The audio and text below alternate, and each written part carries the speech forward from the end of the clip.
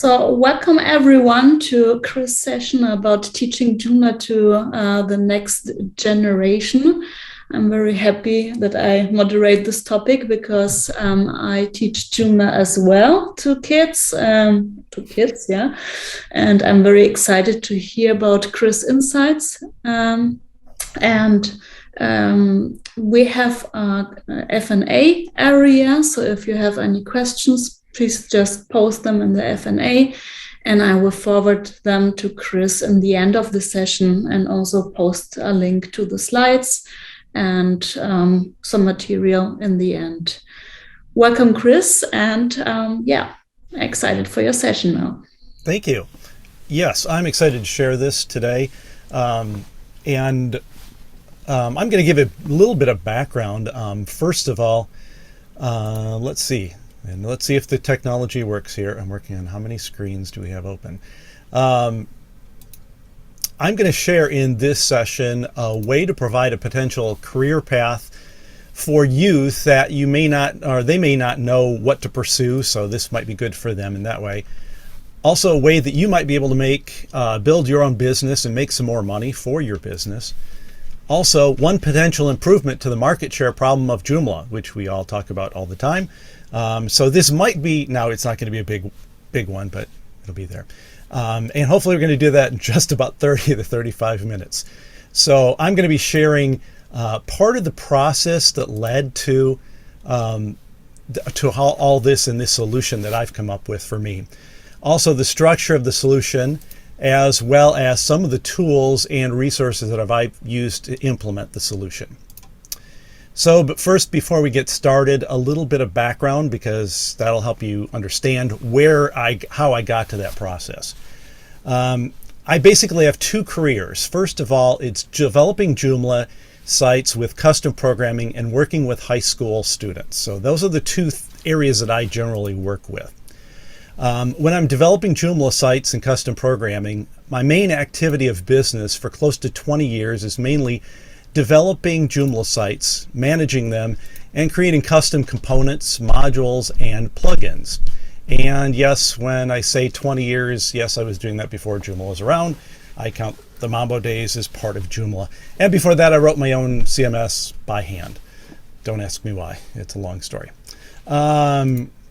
As I do that, there's one big issue that I have in my business, and that is having enough capable team members to do all the work. It's a big problem.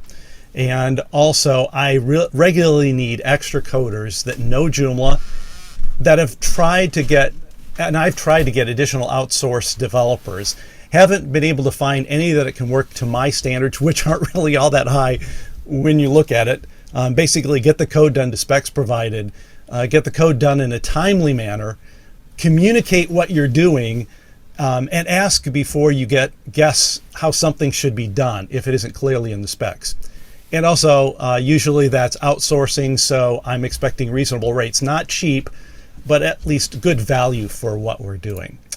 And then my second hat that I wear is I work with high school students and college students. I've just done it since I've graduated college. I've been working in that area in one way or another. Just it's been different at all the times. I've led music groups. I've taught various technology skills. I've worked in the public school system. I've also taught at the college level.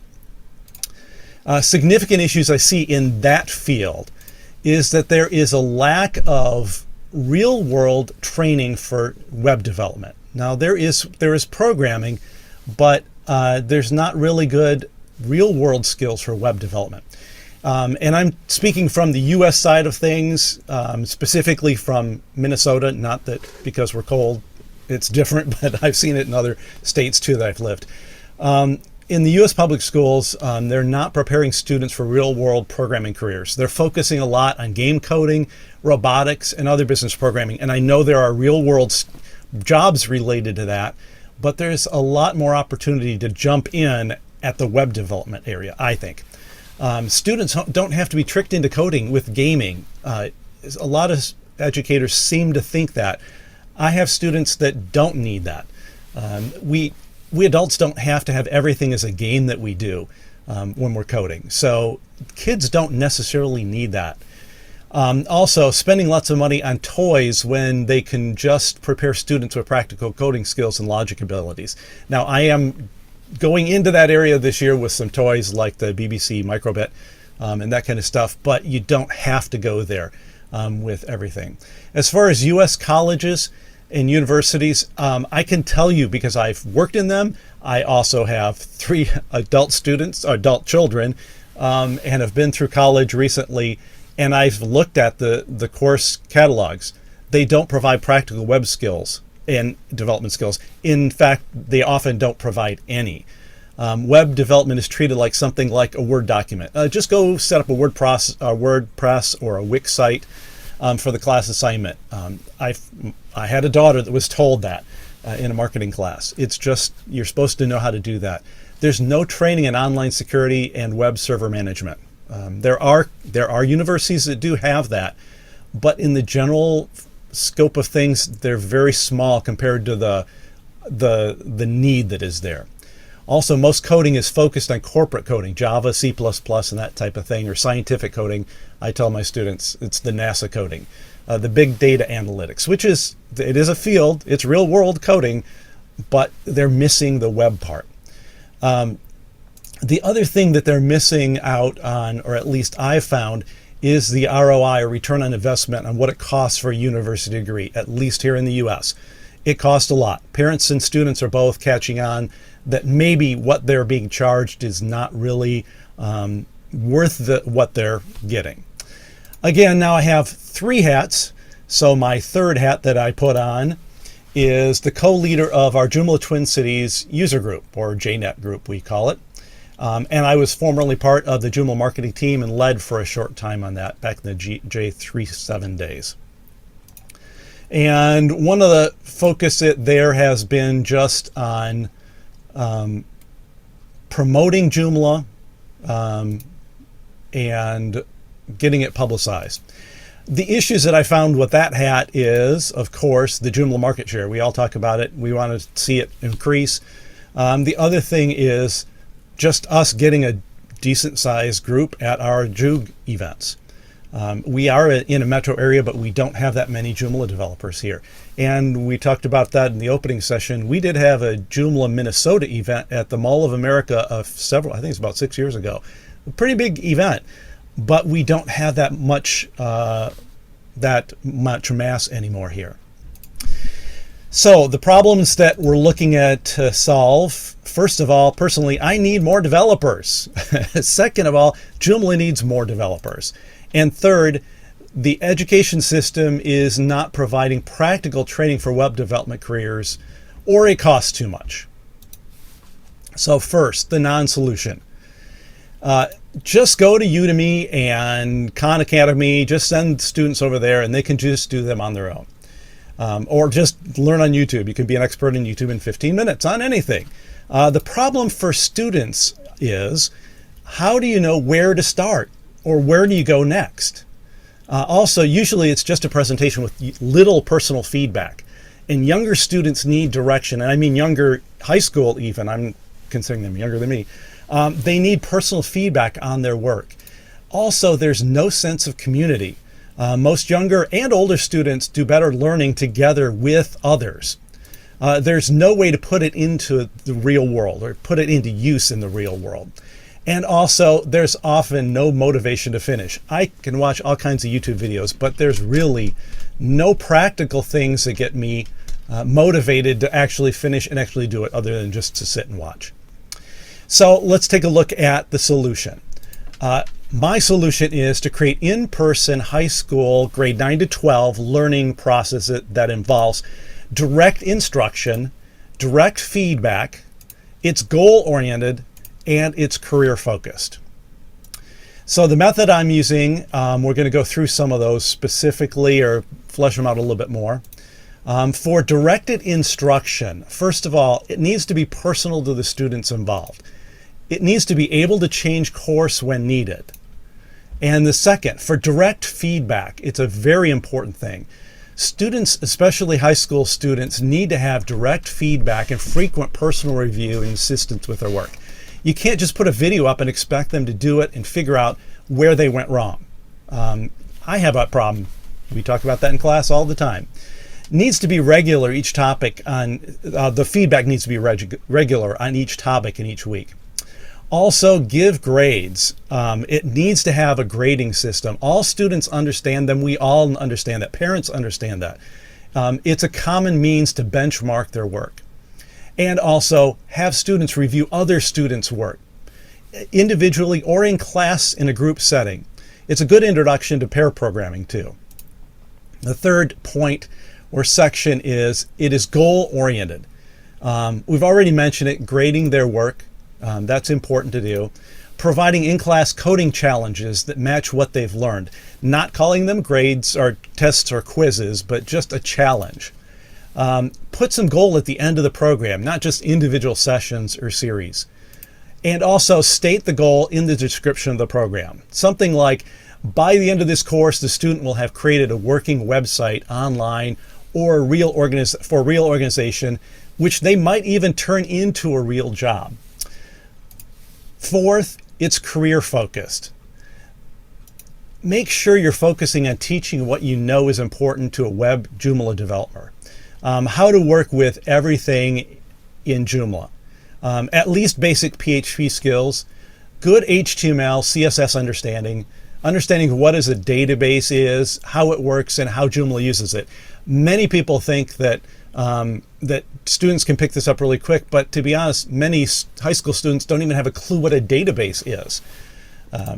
So next, take the students with you on a real-world project as you're working on it. If you're working on a Joomla project, show it to them as you go through it. Show them the starting point, what happens before the site begins. Show them the process, the good, the bad, and the ugly. Share your failures as well as your successes. Involve guest speakers who are web developers, not just you. Have them share their story, their training, their work journey, what they like and dislike. Students like to hear this. It helps them understand the career. Also, how much money they make. Students want to know this. They're going to ask. If you have a guest come in, they're going to ask it, so prepare your guest. Have each student do some kind of job shadowing. A web developer or some other person that's working in web somehow. Or interview a web developer. Have them interview somebody. Try setting up internship opportunities. It is a great way to get them from what you're doing when you give them formal education and move them over into the real world. So now, how does this all work? You have to have a structure to make it work. So before you can get starting, you need to create a plan. You can't expect high school students to walk in with no web or programming experience and be an entry-level Joomla developer in a 2-week summer camp. It just won't happen. Or even in a 15-week standard semester, it's going to take more than that. So create a plan of content first, then figure out what it will look like and how long it will take and all the other details. Put the content first. Number one, what skills would you require if you were hiring an entry-level Joomla developer? What would they be? Write them all down. Do you need to teach just Joomla management skills? Do you need to teach basic coding skills? Do you need to teach basic HTML, CSS skills, or all the above? Maybe you need to offer more than one course. So take a time to organize all your topics in a specific logical grouping. The younger students need more time than on individual topics, so don't try to cram everything together. You can't do web security, database management, SEO, all in the same session. Believe me, I've tried that. I've learned. Don't do that. Figure out how much time you would need for each topic and section. So go through that, figure out how much time. How many sessions would you need to cover everything? So break it down, create the structure. Then try to fit it into some multiple of 10 or 14 sessions, mainly because the academic cycle works in those cycles, whether that's for an extracurricular event or classroom setting. It's a typical semester is 14 or 15 weeks, at least here in the US. It also works with computer camps in a way, usually. So here's what I do. This is my plan. So first of all, I have a course that I've gone through that plan. I've figured all those details, and I created a build your own website course. Basically, what that is what is a CMS and how do they work? Because high school students don't know that. Build a website with Wix, Weebly, or Squarespace. Yes, I take them over there, let them do that.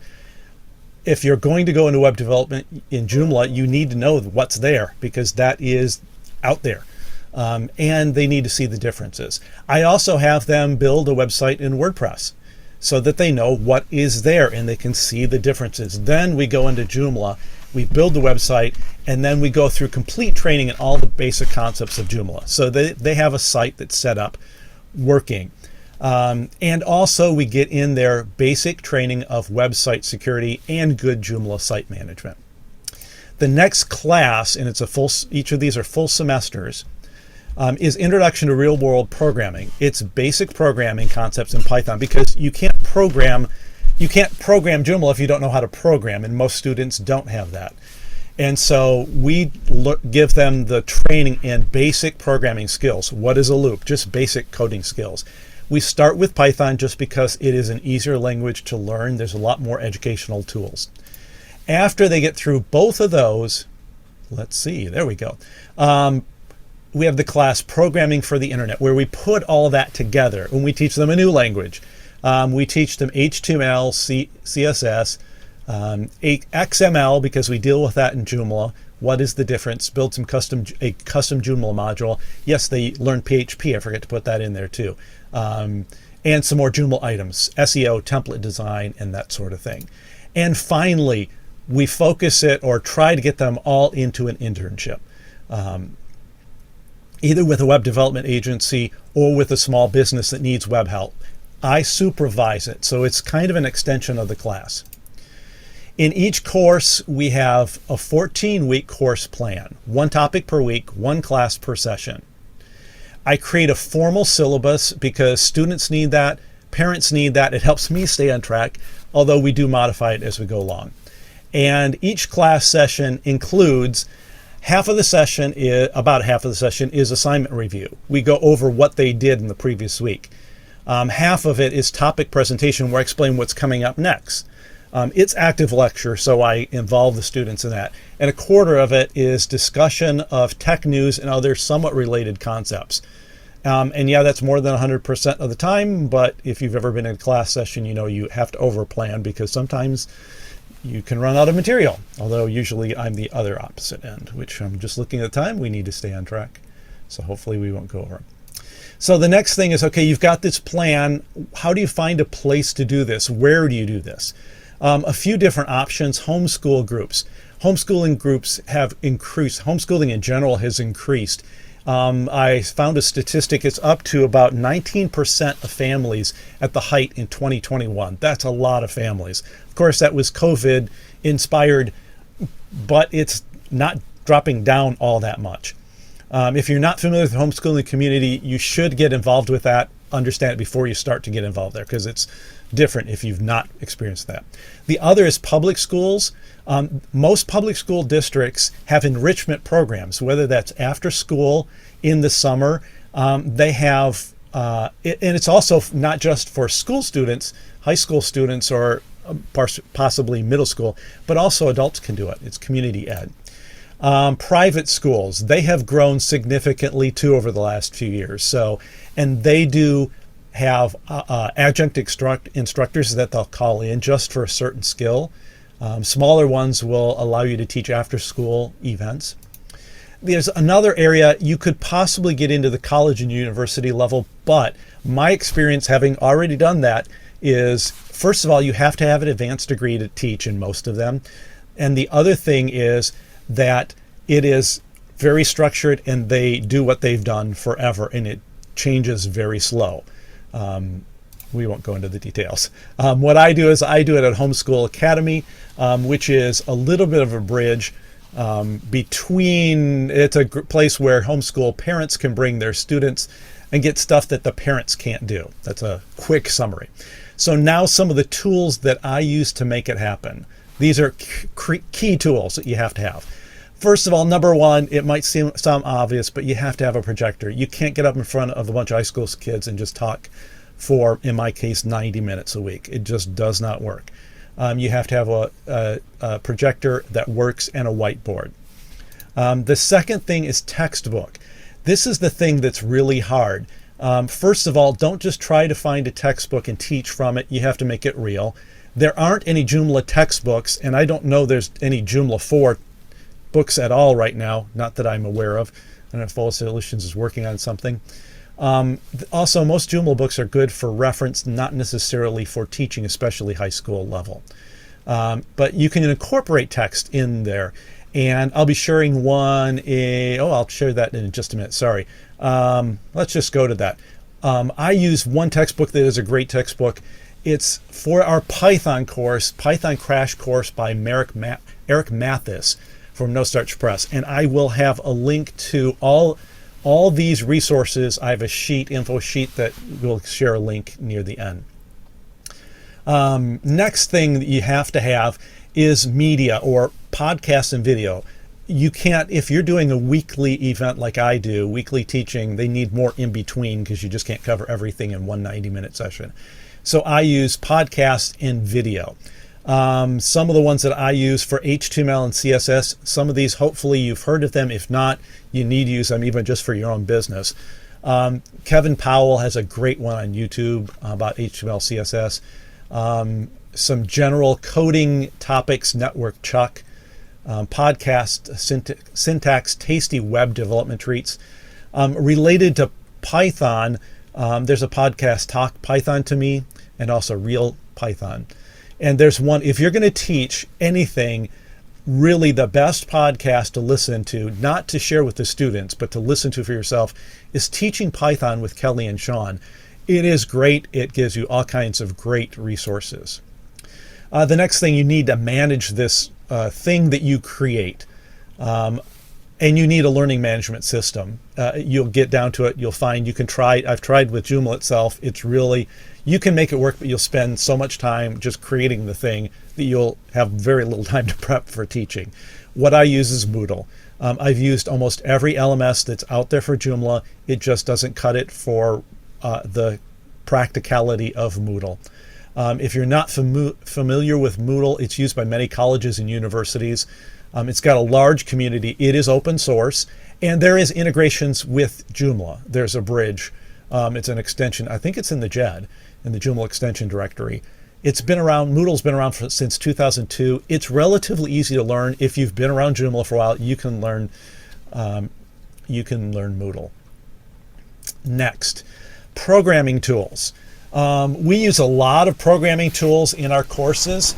The first one, other than Joomla, obviously, but it is WAMP, so that you can develop on your own local device. And most of our students have Windows devices. We're moving to Linux probably next year, focusing on that. We also use Linode with Plesk to host student Joomla sites online, so they get a real world outside of WAMP, which isn't always good. Bitwarden, so that we can safely share security and get the students in a habit of using safe methods to share confidential information. For introducing Python, we use Mu Editor, and also we switch over. How do I describe that? It's a very simple online, it installs everything for you for Python editor, and it's very simplified. Then we switch over to PyCharm. And then we switch in the second course. We then switch in when we get into programming for the internet. We switch to Sublime Text at first, and we introduce that to them so that they get used to different IDEs. And we use that for alternative editors, but also HTML, CSS. We switch then, when we switch into PHP, we switch to PHP Storm. That's when we start programming for Joomla. There are educational licenses that you can get for free for your students. They're time limited, so they easily cover a semester. We use that. And then they can move up to the paid one after that. We also get into, just really quickly, we use the Lazarus Open Pascal project and programming system. That's to help teach RAD development concepts, which are important. It also helps them see other things outside of just the web in case they start to go that way. And we're also using the one big extension that I use, and we had it last year. It was in JoomlaDay USA. There was a session you can go back and watch Llewellyn. It's Joomla Component Builder, JCB. And that's to then take that RAD experience they learned in Lazarus and bring it into Joomla. The next tools area that we use quite a bit is Telegram. We have, of course, they can contact me by email, but students, when you're only meeting once a week, we need to connect in between. So it's a private channel with the students so that they can share information, and it's a group so that everybody sees everything. Parents can see it too, and students can help each other, which frees me up. And the other students, the advanced ones especially, get a chance to kind of teach in that way. And the last area is video tools that I use. I use OBS Studio, which I'm using right now. It allows me to both stream my classes. This was important because we started during COVID, and that students, if they're home, we can stream. If they're sick in general, they can stay home and they can still connect, and we can also record it. We stream via either Telegram or Twitch. We were using Zoom, but that's just a bit much to put on one laptop. The other tool that we use in videos is Handbrake. It's a really good tool to convert the videos from OBS into a shareable format. I do use DaVinci Resolve as a video editor to make things a little bit nicer. And a tool that's kind of video related that I found helpful is I have a tablet, kind of like a Wacom tablet that you can write on, and it appears on the screen. It's come in very handy for some of my classes where I just want to write things. Whiteboards work except when you're streaming and people can't see it or recording it. So a bit of caution as you consider jumping into this, and we're going to take some questions at the end. So if you do have questions on all that, hold on just a second or put them in the question area and we'll get to those. First of all, just be aware not everybody that comes into the class session or comes into your program is going to get through to the end. Some students will drop out. They don't have the time. They don't have the cognitive ability. There are some that just really, it hurts their brains. Sorry, they'll go into other careers. They may just not have the personality to do it. I had one student say, I don't want to sit on a chair the rest of my life. Well, I don't do that as a web developer necessarily. Or they just don't like it. It's good for them to learn that now in high school rather than when they get into a college degree program and find out halfway in that they don't like it. Even if they do drop out, hopefully they've learned something in your class that will be good for them if they go into being a manager in another business, have to manage programming. Also, make sure that your teaching is good and improve. Have students review your work, have parents provide feedback. Also, have other skilled instructors, teachers, maybe not in your area, maybe they don't know anything about Joomla, but just have them sit in your session, give you some feedback, and learn to grow your abilities in teaching. So what happens from that? So I mentioned the courses, the core web courses that we have. It's a web path. But in addition to that web path, I've branched out into real world programming applications. We're doing that this year, where we do Windows programs. The other thing that we found in the course of this is we have to teach basic computer skills. We lose so much time when students have to download an app or a plugin and can't find it on their computer. We're teaching that course. Also, we found out that we have to teach Microsoft Office because you have to do presentations in class. You have to do that kind of stuff, so we have to provide the course because students don't necessarily know that.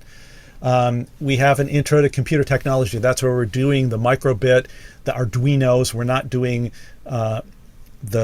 anything else right now because you can't get anything else. So we're going into that. The other thing is many of us are self-employed. So I'm now teaching a start your own business class. And from that, we determined, as I did that, that students need to learn bookkeeping. You need to do that as a business. So we started doing bookkeeping. And because I'm a musician, we talked about that in the opening, I have gotten the opportunity to lead music ensembles. I've been doing that for years anyway, but I now get to do it with students that I'm teaching tech stuff, which is really cool. So that is a real quick, we got through it in the time that Laura said. So first of all, yeah, I know I ran through tons of information there. I didn't put everything up on the screen. However, there is a resource page, and Felisa would put that in the comments or the discussion area. There's a link there. You can see it on the screen. Just go to passioncommunications.com/JDay22. You'll be able to download both this slide deck and also a PDF that lists links to all of these different things. So let me go see. I don't have a copy of that. I got rid of the copy, so I don't have it available. Let's just show you. This is so you can see that there it is. It's a tools list that just goes through all those things that I just mentioned, with links to all of them, including all the podcasts, the YouTubes, everything like that. Everything is in that, so you can just go over there. Also, if you're interested in learning more about education, I share tips. I've been sharing it with other educators that are trying to do the similar things. If you want me to share that with you also, you can sign up. There's an email box there. You can sign up to go with that. So with that, I'm done with the presentation and the lecturing talking head. Now let's have some questions. Lisa, what do we have? Thank you, Chris. So I have a question from an anonymous person. There's a question if there's a specific reason why you would use PHP Storm over Visual Studio Code, or if it's just personal taste, or because the reason here is that Visual Studio Code would be free even afterwards. Is there a reason for you? Yeah, it's personal because I use it. I am spoiled by it because it has lots of stuff, and I know Visual Studio Code, and I debate with that every year when I have to repay for mine. Do I switch? And if I switch, then the classes will switch. But I do teach them about it. I put it up on the screen so they know the different things. But also, I'm trying to also get them in the process of not just using free things. It's partially to help the Joomla ecosystem and the Joomla extension developers. I don't want students learning to just use free stuff. Visual Studio Code is not a good example, but because they have plenty of money. But I want students to start thinking, this is a career. I'm going to get money from this. I should also pay money for good things. So that's kind of the thought behind it. Okay. Thank you. So when I'm teaching Joomla to the kids, I actually use Visual Studio Code, but personally, I prefer PHP Storm over it because it's just easier. Yeah. Okay. If anyone has any other questions, just go on, type it in the F&A area. Meanwhile, I have some questions to you. Yeah. How old are your students? I have so far I have had 8th through 11th grade. So I'm dealing with, what is that? That goes up through 18. I had a 19-year-old once that kind of is a super student, we call him, around. But this year I'm starting them earlier. I'm finding that students want to learn earlier. And parents want them to learn the skills. I'm in the homeschooling community, so it's somewhat different. But in public schools, they are learning in the middle school, so the 6th through 8th grade. Mm-hmm. So homeschoolers want to do that too. So we're starting with I don't want to say, I was listening to a podcast about low code, no code. This is a no homework, low homework, where we're going to play with a microbit. We're going to do with Arduino. So we're starting that going down the younger age. I prefer high school students. That's just where I've worked forever. So I kind of gravitate to that, but we're going to do the middle school, junior high this year. Nice. So my students are 11 years old, and I teach them just for 1 week. So I don't have the possibility to use all the tools you mentioned. By the way, there's some AWS error message apparently on your download page. So maybe That's because I uploaded the file. I made a change to the file. As soon as we're off of here, I will fix that. I know it. 2 clicks. okay, just someone commented. Thank you. So yeah, in this 1 week, I don't have so much chance to use all the tools you mentioned. And also what I see is I am kind of a digital native. So I grew up with computers and everything. And the current students, they grew up with all the touch devices, and they don't even know how to use a mouse. They don't know how to unzip a package. There's a very lot of basic stuff to teach to them. You might not know about it. And what I also like about teaching Joomla to kids is that they are all my user experience testers. During the classes, I always post some Joomla issues, some stuff that can be just improved in the back end, for example. Do you experience this as well? Yeah. I have one. I mentioned that I take them through a project that I'm working on, and I do so. When you say 1 week, I couldn't do that. My program is 3 semesters. So we're doing, what's that, 30, 45 weeks. So we have it covered.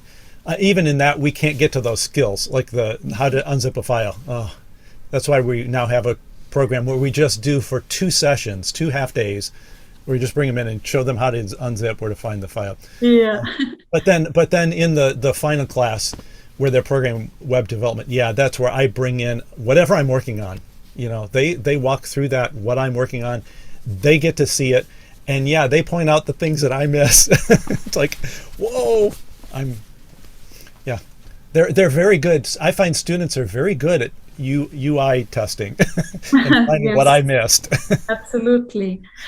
I have one more question by Edward. Yeah. Edward asked if you teach Python simply as an introductory language, or if there's any benefit beyond that. Well, the thing is that was our first tech class, and I don't know where those students are going to go. I understand that, and I had some students. I had one student. She's going to program for NASA. She is really good. She is 8th grade. She has parents who have PhDs in tech careers. So I mean, I expect that. But she is probably not going to go into web development. And I want to make sure that students are getting it's easy to learn. Python is really, and there's lots of educational resources. That's why I went there. And it's all the rage right now. But also, it's a programming language. I have to learn other things. I had to learn JavaScript. I started out in Object Pascal. Actually, I learned in BASIC, but Object Pascal.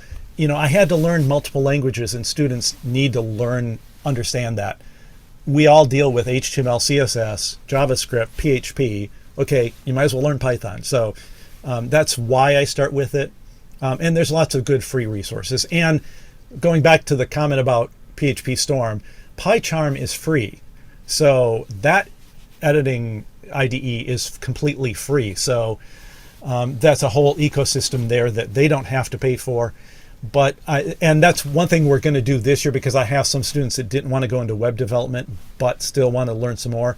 We're actually going to do Python and then into Object Pascal with Lazarus, that we're going to teach them how to do web or Windows programming. I use Windows generically, because they'll be writing for multiple platforms, all 3 OSs. So. Anything else? Oh, nice. Any other questions? I think not. I see some users from Germany also here in the room. So maybe I can share also a link. Yes, I have a website called JoomlaForKids.com. Unfortunately, it's not in English, it's in German, but I use it as teaching content for the kids I teach in the IEM class. The IEM is a junior academy where there are, as said, kids between 11 and 14 years old. and they apply with a good, how is it called? With a good, good grades, Mhm. and they get a stipendium for taking part in this class. And yeah, I get paid for it, and they don't have to pay for it. Yeah, we have similar program here in the U.S. for the older kids, where they can take college Mm-hmm. classes at the same time they're high school, and they count for both, and it's paid for by the state. It's state by state. But the problem is that the pay for the instructors is not all that good. So, but it is good, really good for the students. Yeah. And they can start taking. I found out we taught Python for the first time this past fall, and I had friends, students that were in college in the PSEO program, that college and high school program, and found out I was teaching college level instruction to 8th and ninth graders. And they all should have gotten I survived Python with Mr. Paschen t-shirt, because it was a 4-credit course in one semester. Yeah, you learn. And that's one thing I would stress. If you are a Joomla developer, hopefully you got that. If you're a Joomla developer and you're an outgoing person, you don't mind getting up in front of people, and you aren't afraid of students, I would say find a way to get out there and teach. There are places to do it. It's really good for you, because it forces you to get out. Do it in front of your local Joomla user group if you're not used to doing it first. But get out there and do it with students, because they aren't teaching Joomla in the college level. They're not teaching basically any CMS at most colleges. They're teaching raw skills. It's really important to get that out there, and Joomla is a really good foundation to code in. That's my bent on it. And so get out there and do it, and you'll find out you'll get all kinds of energy from working with high school students. I find that it's like it takes a lot of energy, but then I'm energized for the rest of my work week. And it also, like I said, it does help my business too, because they find things that I miss. They give me ideas and help me think through things and force me to think through the stuff I'm doing to share it for them. So again, I will fix that link, and you can download this stuff as soon as we get off of here. And if you are interested on getting more information, just as I find interesting things, I'll share it. I don't post regularly, so you won't get an email every week or every day with stuff. It may be once a month, maybe, with just information. And feel free to contact me also through the website there if you have questions. Great. Yes. So thank you, Chris, for the session. Mine is right afterwards. So if there's no other question, then thank you everyone for joining here. And the recording will be available in 2 to 3 weeks. And as you can access the link in the chat where I posted it. And there's a message from Todd. It's not a question, but thank you for the presentation, Chris. Thank you. Thank you, everybody, for being here. And we'll go. Okay. We'll all go back over to the lobby. The yeah. Okay. We'll see you all over there. See you. Bye. Bye-bye.